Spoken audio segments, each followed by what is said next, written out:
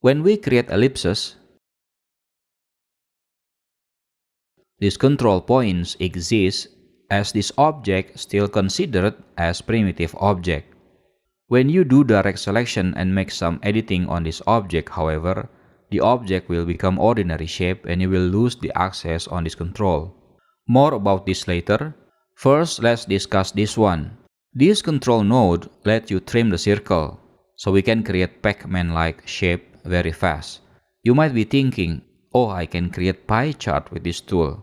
My answer is no, you don't want to create pie chart with this because Illustrator already have dedicated tool for that in here called pie graph tool.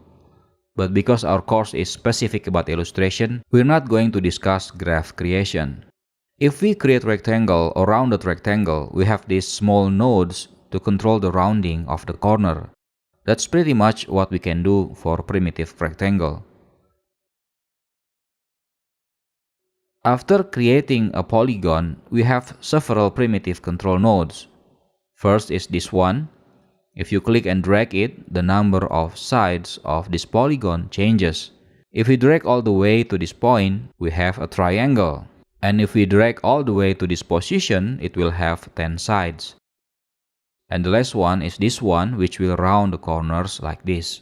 Having primitive control nodes is fun, but most of the time, we create primitive shapes only to get the base object, and then later on, we need to alter or tweak them further. If we, for example, edit this anchor point using the direct selection tool and move it like this object become ordinary shape, no more primitive control nodes.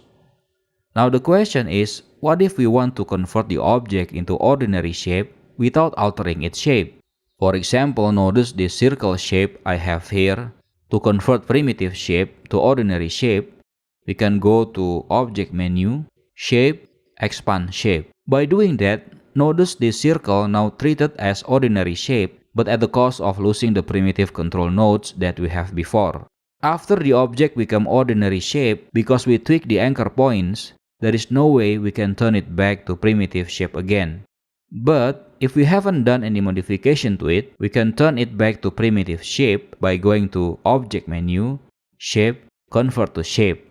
Now our circle is back to its primitive form and we have all of the control nodes as before.